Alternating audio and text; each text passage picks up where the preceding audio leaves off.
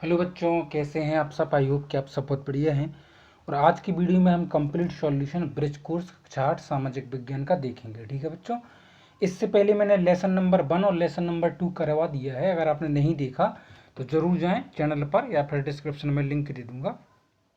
चलिए बच्चों शुरू करते हैं। वीडियो को लाइक और चैनल सब्सक्राइब जरूर कर दें। ठीक है बच्चों, आइए शुरू करते हैं। और जो भी आपको चाहिए, जिस भी सॉल्यूशन, जिस भी बुक्स का या चैप्टर का, तो आप मुझे कमेंट बॉक्स में बता सकते हैं। देखिए, थर्ड चैप्टर का नाम है हमारी बदलती पृथ्वी।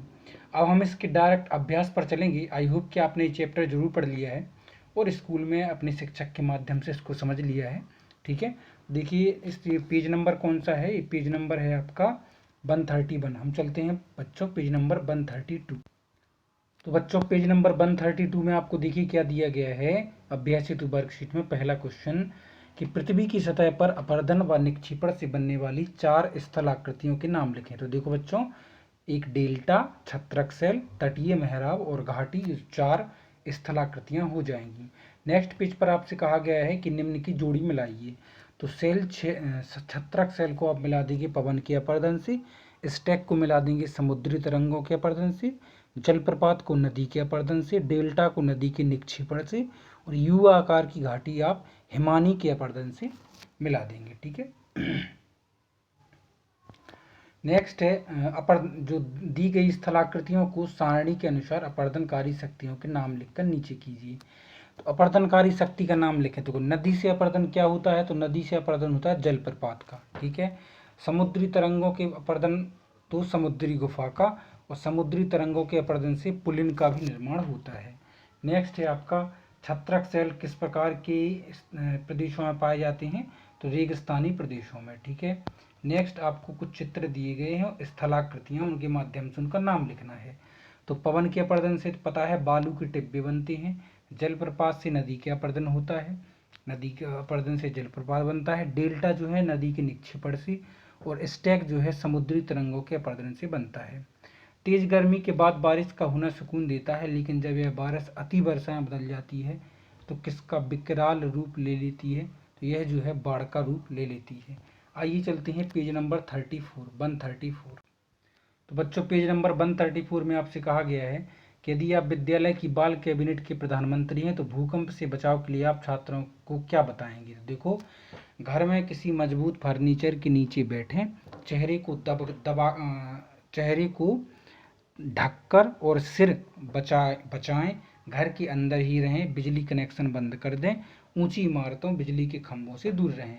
अब देखिए, यदि आपको क्लियर नहीं दिख रहा है तो आप वीडियो की क्वालिटी जो है इंक्रीज कर लें। ठीक है, नेक्स्ट क्वेश्चन है निम्न में से कौन सा कथन असत्य है, कारण भी बताइए। देखो, इसमें जो है भूकंप के दौरान चिमनी के आसपास रहना सही नहीं है, क्योंकि चिमनी जो है ऊपर भी गिर सकती है। ठीक है, ये जो है असत्य है। पृथ्वी के अंदर बल के द्वारा होने वाली, आंतरिक बल के द्वारा होने वाली आकस्मिक गति से कौन सी घटना होती है, तो इससे होती है भूकंप, ज्वालामुखी, भूस्खलन या सुनामी। ठीक है, नेक्स्ट जो है आपको पेज नंबर नेक्स्ट पर क्या है देखिए। देखिए, बस भूकंप एक वस्तुस्थिति अध्ययन। तो देखो, तो इस जो चित्र आपको दिया गया है ना कटिंग पेपर की, इसी के आधार पर कुछ पॉइंट आपको लिखना है। जैसे भुज में भूकंप के झटके, स्कूल सर्वाधिक प्रभावित, भुज में निराशाजनक राहत, भुज की तबाही, शहर में आग, मुख्यमंत्री की केंद्र से अपील, भूकंप प्रभावित क्षेत्रों में आपातकाल की घोषणा। ठीक है, नेक्स्ट क्या है, स्व आकलन हेतु वर्कशीट। कल्पना करें कि यदि आप घर में या स्कूल में हैं और अचानक भूकंप आ जाता है तो आप अपने जो किससे बचाव करेंगे, कैसे। तो लोगों से हिम्मत रखने और अफवाह पर ध्यान न देने के लिए कहेंगे, है ना, अफवाह। ठीक है, मकान कक्षा से निकल कर खुले में आएंगे, घर की सभी बिजली स्विच को ऑफ कर देंगे, कमरे के दरवाजे और खिड़की को खुला रखेंगे। यदि आपके क्षेत्र में बाढ़ आई तो आप क्या नहीं करेंगे। ठीक है, तो बहते हुए पानी में नहीं उतरेंगे, पानी से डूबे रास्तों में गाड़ी नहीं चलाएंगे, गिरे हुए बिजली के तार से सावधान रहेंगे, कीड़े मकोड़ों से भी सावधान रहेंगे, किसी भी मददगार को अनदेखा नहीं करेंगे। अब देखिए बच्चों, यदि आपको क्लियर नहीं दिख रहा है तो वीडियो की क्वालिटी इंक्रीज कर लें और वीडियो को लाइक और चैनल सब्सक्राइब जरूर कर दें। ठीक है बच्चों, तो अभी आप इस वीडियो को पॉज करके चैनल को सब्सक्राइब कर दें। ठीक है बच्चों, क्योंकि मध्य प्रदेश में यदि आप पढ़ रहे हैं तो तमाम तरह के चैप्टर का सॉल्यूशन भी अपने चैनल पर है और हर एक जानकारी मैं आपको डे बाय डे प्रोवाइड कराता रहता हूँ। तो देखिए बच्चों, नेक्स्ट क्वेश्चन आपको दिया गया है और आपसे कहा गया है कि यह किस प्रकार की प्राकृतिक आपदा है। तो बच्चों, आपदा का नाम है भूकंप और भूकंप से बचाव के लिए ऊंची इमारतें एवं खंभों से दूर हो जाएं। ठीक है, जैसे भूकंप आए ऊंचे ऊंचे खंभों से दूर जाएं, सिर को चोट से बचाएंगे, घर की बिजली बंद करेंगे। ठीक है, जो बल पृथ्वी की सतह पर उत्पन्न होते हैं उनको बहिर्जनिक, ठीक है, और जो वैसे ही आपको पता है कि अंतर्जनिक होते हैं, जो अंदर उत्पन्न होते हैं जो बल। समुद्री गुफा, तटीय मेहराब, स्टैक, पुलिन किसके द्वारा जी निर्मित होते हैं। तो समुद्री तरंगों के अपरदन से। नदी के अपरदन या निक्षेपण द्वारा कौन कौन सी स्थलाकृतियां बनती हैं। तो नदी के अपरदन या निक्षेपण से नदी विसर्प, नदी डेल्टा, जलप्रपात, ये सब जो है बनते हैं। लोएस का मैदान, समुद्री गुफा, बालू के टिब्बे, तटीय मेहराब, जलप्रपात, छत्रक शैल में से पवन द्वारा निर्मित स्थलाकृति है। तो बालू के टिब्बे और छत्रक जो शैल है वो पवन द्वारा निर्मित होते हैं। तो ये जो चैप्टर है आपका फिनिश हुआ। चलते हैं नेक्स्ट चैप्टर पे, चैप्टर नंबर 4। बच्चों, वीडियो को लाइक और चैनल सब्सक्राइब कर दें। ठीक है, वीडियो को पॉज करें और आप जाएं, चैनल को सब्सक्राइब जरूर कर दें। ठीक है, क्योंकि आने वाले समय में आपको 8 ग्रेड की भी पुस्तकें मिलेंगी और उनका भी कंप्लीट सॉल्यूशन अपनी चैनल पर है और मैं दूंगा भी। ठीक है, तो देखो, जो चैप्टर है उसका नाम है विश्व के विभिन्न भागों में रहने वाले लोगों का जीवन कैसा है। तो इस चैप्टर को आप जरूर पढ़ें। ठीक है, अपने शिक्षक की सहायता से समझें। ठीक है, और हम चलते हैं सीधा अभ्यास पर। अब बच्चों, अभ्यास में पहला क्वेश्चन आपको दिया गया है कि भूमध्य रेखीय जलवायु किन अक्षांशों के बीच पाई जाती है। तो भूमध्य रेखा, यह भूमध्य रेखा से 10 डिग्री उत्तरी अक्षांश व 10 डिग्री दक्षिणी अक्षांश के मध्य पाई जाती है। दूसरा है मानसूनी जलवायु प्रदेश की 3 विशेषताएं बताना है। तो बच्चों, 3 विशेषताएं बताना है ना मानसूनी जलवायु प्रदेश की। तो देखो, मैं बताऊं आपको कि पहली तो आप ये वाली लिख दें, इनका विस्तार भारत, फिलीपींस आदि में है। ठीक है, अब आपकी दूसरी और तीसरी जो विशेषता है वो मैं आपको बता रहा हूँ। देखो, मानसूनी प्रदेश जलवायु की 3 विशेषताएं लिखनी है ना। तो ये जो है लिखा है मानसूनी जलवायु प्रदेश, इसमें से पहली तो मैंने बता दी, अब दूसरी हो जाएगी आपकी ये वाली। ठीक है, और तीसरी हो जाएगी ये वाली। तो दोनों जो हैं आप और लिख दें, तो आपकी पहली, दूसरी और तीसरी, ठीक है, हो जाएगी। नेक्स्ट क्या है, देखिए, तीसरी ये वाली और दूसरी ये वाली। ठीक है, अब दूसरी में आपको यहाँ तक लिख सकते हैं आप, यहाँ तक। ठीक है, यहाँ से। ओके, अब हम चलते हैं नेक्स्ट क्वेश्चन पर। नेक्स्ट क्वेश्चन में आपसे कहा गया है बच्चों, नीचे दिए गए वाक्यों को ध्यान से पढ़ें। जिन वाक्यों से आप सहमत हैं तो सहमत लिखें और असहमत हैं तो क्यों हैं वो लिखें। ठीक है, तो देखो, पहला जो है बिल्कुल सही है, पहला वाक्य जो है गलत है। क्यों? क्योंकि जितने भी जो वन्य प्राणी दिए गए हैं ये सब मानसूनी जलवायु प्रदेश में पाए जाते हैं, ना कि भूमध्य रेखीय जलवायु प्रदेश में। अत्यधिक वर्षा के कारण जो है सघन, बिल्कुल सहमत हैं हम। ग्रीष्मकालीन गर्म, शीतकाल ठंडा, बिल्कुल सहमत। वृक्षों पर रहने वाला गोरिल्ला जो होता है यह सब भूमध्य रेखीय जलवायु प्रदेशों में पास जाते हैं। ठीक है, पाए जाते हैं। अक्षांश जितना उच्च होगा तापमान उतना कम होगा, बिल्कुल सही बात है। ठंडी जलधाराएं समुद्र तटीय क्षेत्रों के तापमान को कम कर देती हैं, यह भी बिल्कुल सही बात है। ठीक है, नेक्स्ट क्वेश्चन है, भूमध्य रेखा से 10 डिग्री उत्तर और 10 डिग्री दक्षिण में कौन सा अक्षांश है। तो भूमध्य रेखीय जलवायु प्रदेश। भूमध्य रेखीय जलवायु प्रदेश एवं मानसूनी जलवायु प्रदेश में कोई 3 अंतर बताना है। तो इससे पहले वाले यदि हम पेज पर चलें बच्चों, 3 अंतर देखो मैं आपको बताता हूँ। तो बच्चों, इससे पहले वाला जो पार्ट है ना, देखो मैं बताऊँ आपको, पेज नंबर है आपका कौन सा, पेज नंबर है आपका 139। ठीक है, कौन सा, 139 पेज नंबर है। उस पर देखें, आपको इन दोनों में तमाम तरह के अंतर दिख जाएंगे। ठीक है, तो 3 तरह के अंतर लिखना है तो कोई भी अंतर लिख दें आप, ये वाले लिख दें। ठीक है, ये वाले यहाँ से यहाँ तक का, ये तीनों अंतर, 1 2 3। ठीक है, 3 अंतर चाहिए ना दोनों में, तो 3 अंतर लिख दें आप। ठीक है, आई होप कि आप ज़रूर समझ गए होंगे। ठीक है, छोटे भी हैं और सही भी हैं। तो आइए चलते हैं नेक्स्ट क्वेश्चन पर। नेक्स्ट क्वेश्चन है कि किसी क्षेत्र में यदि हर दिन वर्षा होती है तो वह किस प्रकार का वनस्पति पाई जाती है। तो सघन और सदाबहार वन जो है वहाँ पर पाए जाते हैं। नेक्स्ट क्वेश्चन है कि यदि किस जलवायु प्रदेश में दक्षिण पश्चिमी मानसूनों से वर्षा होती है। तो मानसूनी जलवायु प्रदेश में यदि किसी स्थान की जलवायु को प्रभावित करने वाले 2 कारण बताना है तो धरातलीय स्वरूप और मिट्टी। नेक्स्ट है प्रोजेक्ट कार्य, आपको बताना है कि कोई देश लेना है और इन सभी पॉइंट के आधार पर उस देश की स्थिति को बताना है। तो देखो मैंने लिखा है उस देश की, आपको देखो नंबर वाइज लिखा है तो आप इसको लिख लें। जैसे देश की अक्षांशीय स्थिति, तो भारत की मुख्य भूमि 4 डिग्री 8 इंच से लेकर 3 डिग्री 6 नॉट उत्तर अक्षांश के बीच है। ठीक है। धरातलीय संरचना, तो भारत में धरातलीय विभिन्नताएं हैं, पठार, पर्वत, मैदान, मुख्य वृक्ष आम, नीम, पशु पक्षी चीता और गौरैया मोर है। ठीक है। नेक्स्ट है यदि आप किसी पहाड़ी पर चढ़ रहे हैं तो कब पहनेंगे गर्म कपड़े। तो बच्चों गर्म कपड़े हम तभी पहनेंगे जब तापमान कम होगा। ठीक है। तो ऊंचाई पर पहनेंगे, ऊंचाई पर तापमान कम होता है।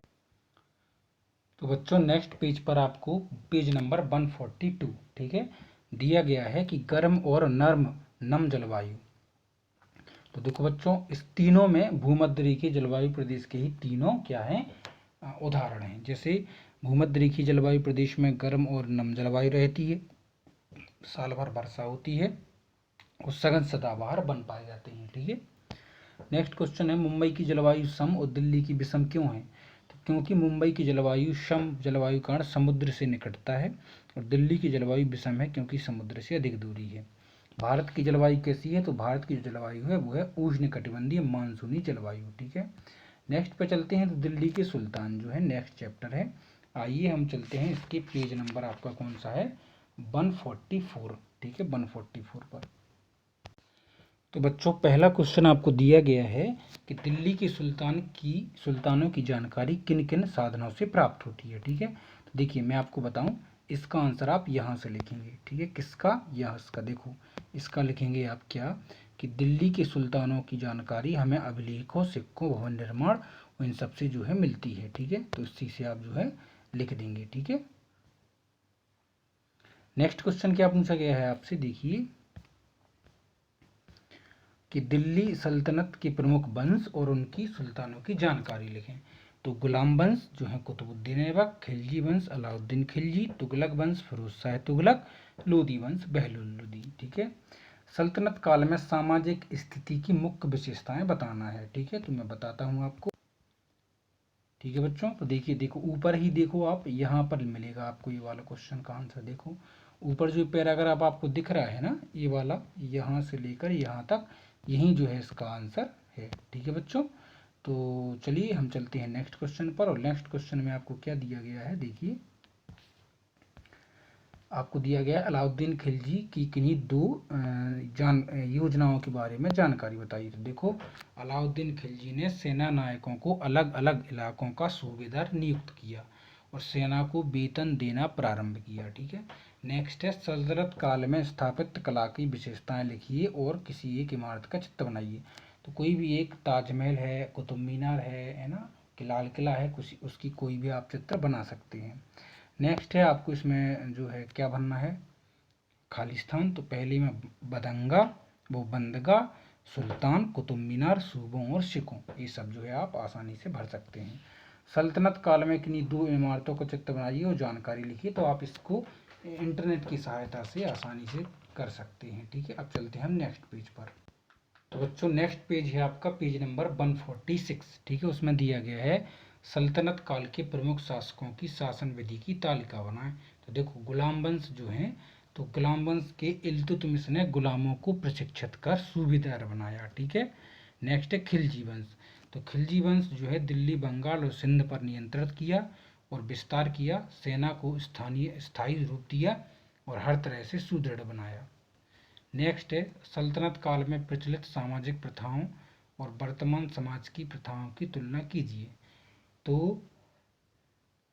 बताओ सल्तनत काल में प्रचलित परंपरा जैसे बाल विवाह, सती प्रथा जैसी प्रथाएं आज समाप्त हो गई हैं और आज महिलाओं को संपूर्ण आज़ादी है, जिन्हें पहले बंदिशों में रहना पड़ता था। ठीक है। आइए चलते हैं नेक्स्ट चैप्टर पर। चैप्टर का नाम है शासक और इमारतें। ठीक है, शासक और इमारतें। तो देखिए बच्चों पेज नंबर है 148। ठीक है, ध्यान रखना पहला क्वेश्चन और दूसरा क्वेश्चन मैं साथ में बता रहा हूँ, जी ध्यान रखना बात। ठीक है, सुन रहे हैं आप कि नहीं। ठीक है। और वीडियो को लाइक और चैनल सब्सक्राइब जरूर कर दें। फिर से मैं बोल रहा हूँ आपको, वीडियो को पॉज करें और चैनल को सब्सक्राइब करें।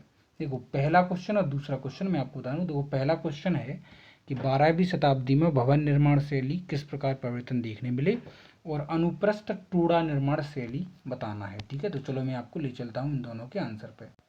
तो देखिए बच्चों, पहली का आंसर हो जाएगा आपका ये वाला, दिख रहा है ना आपको, ये वाला जो है आपका पहली का आंसर है। ठीक है, फर्स्ट।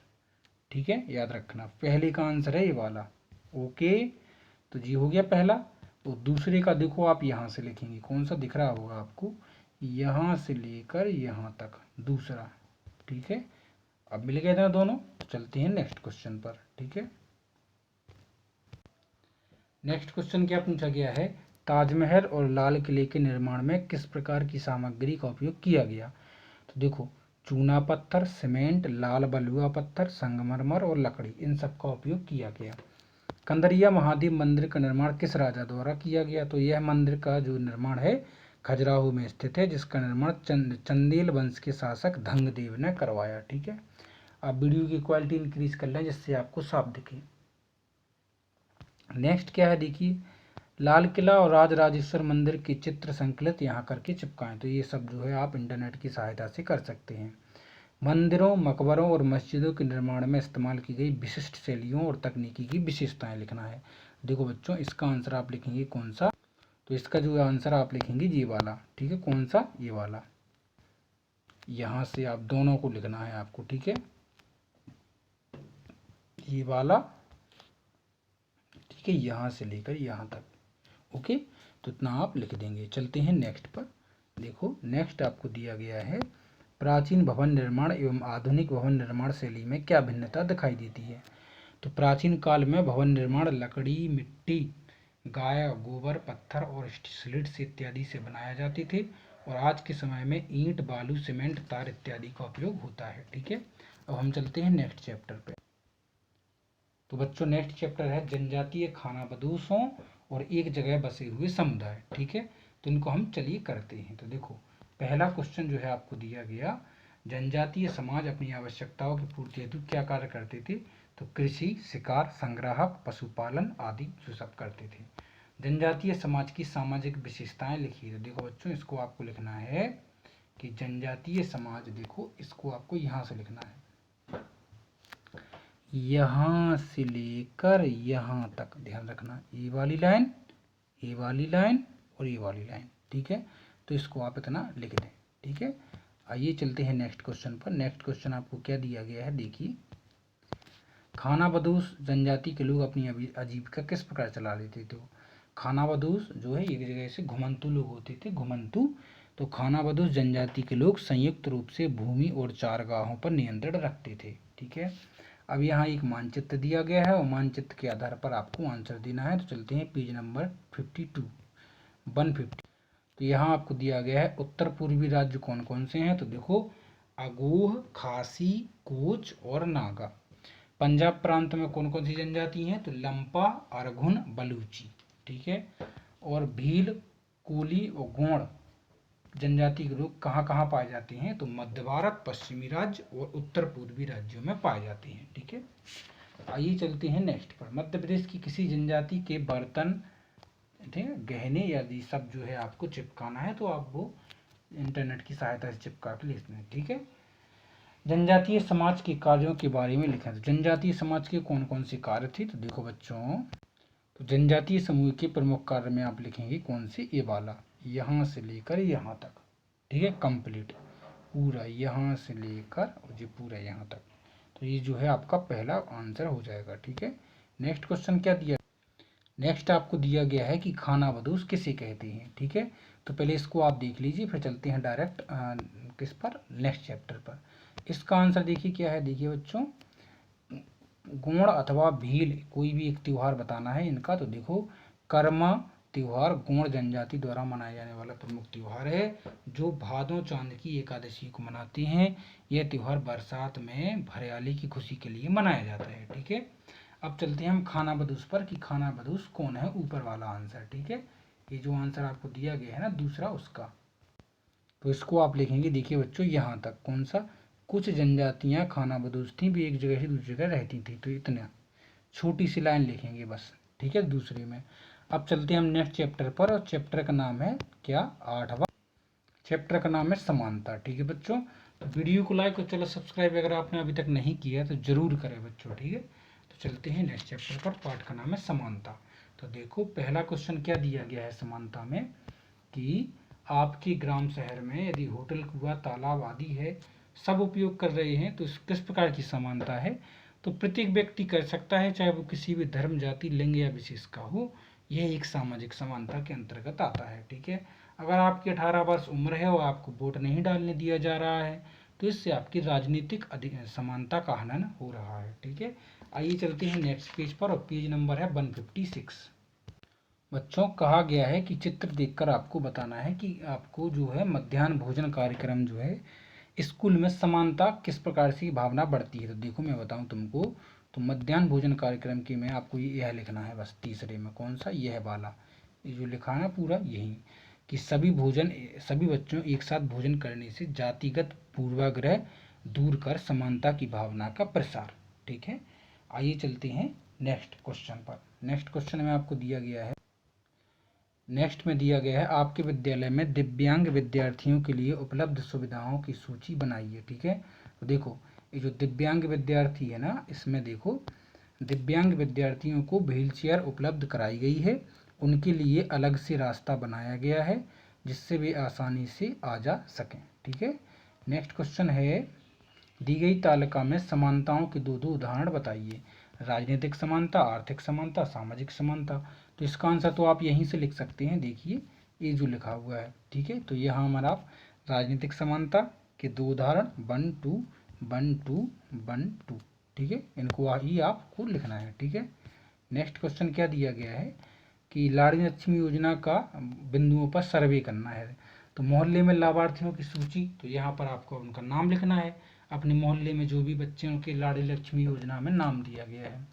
लाड़ली लक्ष्मी योजना की पात्रता के मापदंड क्या है, तो परिवार का कोई भी सदस्य करदाता ना हो, परिवार में 2 से ज़्यादा बालिकाओं को पात्र नहीं किया जाएगा, परिवार नियोजन का पालन करना चाहिए। लाड़ली लक्ष्मी योजना के विभिन्न लाभ आप देख ही सकते हैं, कि इसमें बच्चियों के जो है भविष्य आर्थिक रूप से सक्षम बनाना भविष्य के लिए। नेक्स्ट क्वेश्चन है, आपके विद्यालय में शासन की कौन सी योजनाएं लागू हैं, उनकी सूची बनाइए। तो मध्याह्न भोजन कार्यक्रम, लाड़ली लक्ष्मी योजना, छात्रवृत्ति, मेधावी छात्र योजना, ये सब जो है लागू है, ठीक है। और नेक्स्ट पर चलें, यदि हम यहाँ पर एक लाइन दिख रही है, इसमें बताना है कौन सी, तो राजनीतिक और सामाजिक समानता दिख रही है, ठीक है। नेक्स्ट है, झूले में सभी लोग झूल रहे हैं, तो ये सामाजिक समानता है। आइए चलते हैं नेक्स्ट चैप्टर पर, पाठ का नाम है स्थानीय सरकार और राज्य सरकार। तो बच्चों वीडियो को लाइक और चलो सब्सक्राइब फिर कर दें, मैंने कहा है आपसे कई बार कि वीडियो को पुश करके आप जरूर चेक करें, ठीक है। तो देखो इसके क्वेश्चन आंसर पर यदि हम चलें, कहा गया है आपसे कि अगर आप किसी शहर में घूमने गए हैं और उसका स्थानीय सरकार नगर निगम है, तो इस आधार पर बताएं किस प्रकार के शहर में है। तो वह एक महानगर है, ठीक है, कैसा है, महानगर। राज्य सरकार के कोई 3 कार्य, तो आंतरिक सुरक्षा, जलापूर्ति और परिवहन, ठीक है, ये 3 कार्य हो जाएंगे। नेक्स्ट है आपका कि चिन्ह लगाना है, तो गंदे पानी की निकासी व्यवस्था जो है स्थानीय सरकार के हाथ में हित वो कार्य है। निधि आवंटन करना राज्य सरकार, आंतरिक सुरक्षा राज्य सरकार, और स्थानीय जन्म मृत्यु प्रमाण पत्र जो है स्थानीय सरकार का काम है। इसमें आपको क्रम से जमाना था, तो आप देख सकते हैं पहले 6 पॉइंट हैं, 6 को मैंने क्रम से जमा दिया है। आपके घर के सामने नाली बंद होने पर आप कहाँ शिकायत करेंगे, तो नगर पालिका कार्यालय जो है शिकायत की जाएगी। यदि आप ग्राम में रहते हैं तो ग्राम पंचायत कार्यालय में, ठीक है। ग्रामीण क्षेत्र में स्थानीय सरकार कौन होती है, तो ग्राम पंचायत होती है ग्रामीण क्षेत्र में, ठीक है। आपके क्षेत्र के विधायक का क्या नाम है, किस दल से हैं, तो ये सब जो है आपको खुद लिखना है, कि आप बताएंगे कि आप किस क्षेत्र से हैं, वैसे कमेंट बॉक्स में आप बताएं कि आपके विधानसभा क्षेत्र का नाम क्या है, ठीक है। आइए चलते हैं नेक्स्ट पर, पेज नंबर 162। तो बच्चों इसमें कहा गया है कि स्थानीय सरकार के प्रमुख कार्य आपको बताना है, स्थानीय सरकार के प्रमुख कार्य, ठीक है। नेक्स्ट में आपसे बोला गया है पहले क्वेश्चन में स्थानीय सरकार के प्रमुख कार्य, तो आप इसको तो आसानी से बता देंगे, कौन कौन से होते हैं स्थानीय सरकार के प्रमुख कार्य। देखो यहाँ पर लिखे हुए हैं, ठीक है। देखो मैं बताता हूँ आपको, इससे पहले वाले पेज पर लिखी है ना, देखो स्थानीय सरकार के प्रमुख कार्य ये लिखे हैं। देखो स्थानीय सरकार के प्रमुख कार्य, पीने के लिए स्वच्छ पानी, गंदे जल का निकासी, रास्तों की सफाई इत्यादि सब, ठीक है। नेक्स्ट क्वेश्चन आपसे क्या दिया गया है, अगर आप विधायक बनना चाहते हैं तो आपके पास कौन सी अर्हता होनी चाहिए। तो विधायक बनने के लिए देखिए, आप विधायक अगर आप बनना चाहते हैं बच्चों, तो देखो इधर आप देख सकते हैं कि अगर आप विधायक बनना चाहते हैं तो वह भारत का नागरिक हो, 2 वर्ष 25 वर्ष की आयु पूरी कर चुका हो, भारत सरकार या राज्य सरकार के अधीन किसी भी लाभ के पद पर ना हो, दिवालिया या पागल ना हो, ठीक है। नेक्स्ट क्वेश्चन आपको क्या दिया गया है, देखिए नेक्स्ट क्वेश्चन में आपको दिया गया है विधानसभा के बारे में 3 वाक्य बताना है। किसके बारे में, विधानसभा के बारे में। तो विधानसभा के बारे में भी 3 वाक्य आप लिख सकते हैं, देखो यहाँ से, ठीक है। इससे पहले वाले पेज पर से कि विधानसभा के बारे में 3 वाक्य आप इस प्रकार लिखेंगे। देखो विधानसभा का कार्यकाल 5 वर्ष का होता है, ठीक है। किसी भी संकटकालीन, जी तो एक हो गया, ठीक है। दूसरा क्या है, दूसरा है आपका यहाँ से लेकर और यहाँ तक, ठीक है। तीसरा है आपका, देखो तीसरा जो है आपका हो जाएगा यहाँ से लेकर यहाँ तक, ठीक है, यहाँ से लेकर। तो अब हम चलते हैं नेक्स्ट क्वेश्चन पर। नेक्स्ट क्वेश्चन क्या दिया गया है आपको, विधायक या एमएलए किसे कहा जाता है।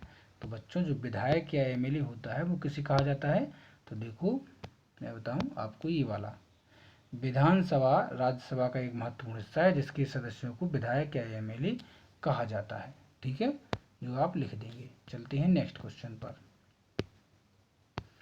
इसमें आपसे कहा गया है कि एक मध्य प्रदेश का आपको मैप दिया गया है और इसमें यह जो मैप है इसमें आपको करना क्या है कि अपनी विधानसभा क्रमांक छांटना है और बगल में आपको लिख देना है, ठीक है। तो कोई अपनी विधानसभा जो क्षेत्र है उसका नंबर लिख के अपनी विधानसभा का नाम लिखें, बताएं कौन से वर्तमान में आपके विधायक जी हैं उनका नाम भी लिखें, ठीक है। आइए चलते हैं नेक्स्ट चैप्टर पर। पाठ का नाम है औरतों ने बदली दुनिया, ठीक है, औरतों ने बदली दुनिया। तो देखो बच्चों इस चैप्टर में आपसे कहा गया है, देखो कौन क्या काम करता है।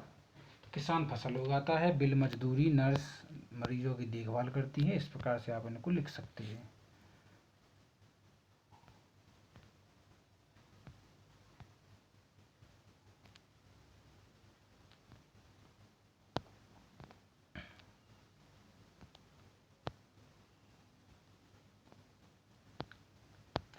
आपके अनुसार विद्यालयों के लिए शिक्षा क्यों आवश्यक है। तो देखो बालिकाओं के लिए शिक्षा इसलिए आवश्यक है उनके स्वास्थ्य पर अच्छा प्रभाव रहे, उनकी सामाजिक एवं आर्थिक स्थिति सुदृढ़ रहे, ठीक है।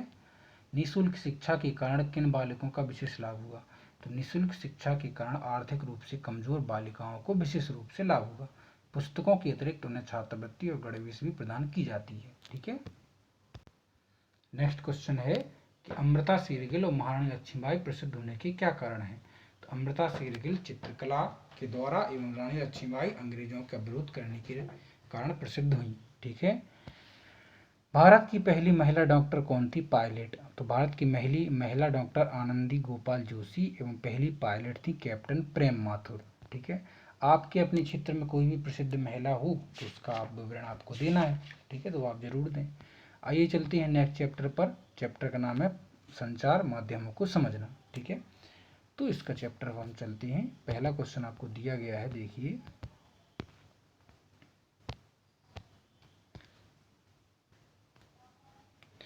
आपके विद्यालय में नवीन छात्रों का प्रवेश प्रारंभ हो चुका है, तो बताना है विद्यालयों की विशेषताएं भी बताना है।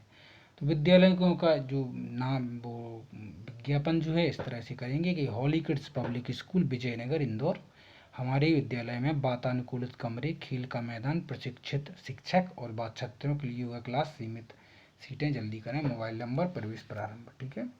दी गई सारणी प्रिंट मीडिया कौन कौन सी, अखबार, पत्र, पत्रिकाएं, electronic, TV, radio, YouTube, Facebook, ठीक है। अधिकांश टीवी चैनल और समाचार पत्र किसी बड़े व्यापारिक प्रतिष्ठानों का भाग क्यों होते हैं। देखो महंगी तकनीकी के कारण जनसंचार माध्यमों को काम करने के लिए धन की आवश्यकता होती है, इसलिए ये बड़े व्यापारिक प्रतिष्ठानों का भाग होते हैं। ठीक है, प्रोजेक्ट कार्य में आपको जो क्वेश्चन दिया गया है इसको आप जरूर लिख लें। ठीक है, और नेक्स्ट आपको दिया गया है क्या, देखो मैं बताऊं आपको।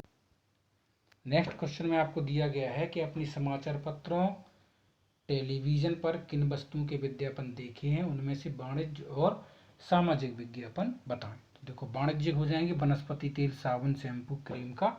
सामाजिक हो जाएंगे स्कूल चले हम, रक्तदान, सफाई अभियान, कोविड-19 बचाओ अभियान। ठीक है, आइए चलते हैं नेक्स्ट चैप्टर पर। पार्ट लास्ट चैप्टर है आपका, पार्ट का नाम है बाजार। ठीक है, और वीडियो को लाइक और चलो सब्सक्राइब जरूर कर दें। ठीक है, चलो बच्चों, कहा गया है कि गन्ने से शक्कर बनाने के बेचने के चरणों को क्रम से लिखें। तो खेती, थोक व्यापार, कारखाना, उपभोक्ता। ठीक है, तो ये सब जो है आप लिख लें। दोनों विज्ञापनों को तैयार करने के लिए हमें ऑनलाइन माध्यम या फिर किसी विज्ञापन कंपनी से संपर्क करना होगा, दूसरे का आंसर। तीसरे का हो जाएगा साप्ताहिक बाजार, साप्ताहिक बाजार, साप्ताहिक बाजार। ठीक है, दुकान या शॉपिंग मॉल की तुलना में साप्ताहिक बाजार में चीज़ें क्यों सस्ती मिलती हैं? क्योंकि शॉपिंग मॉल में ब्रांडेड सामान मिलता है जो साप्ताहिक बाजार में नहीं मिलता। ठीक है, और बाकी के क्वेश्चन आप देख ही रहे हैं स्क्रीन पर, तो आप जल्दी से इनको नोट कर लें। ठीक है,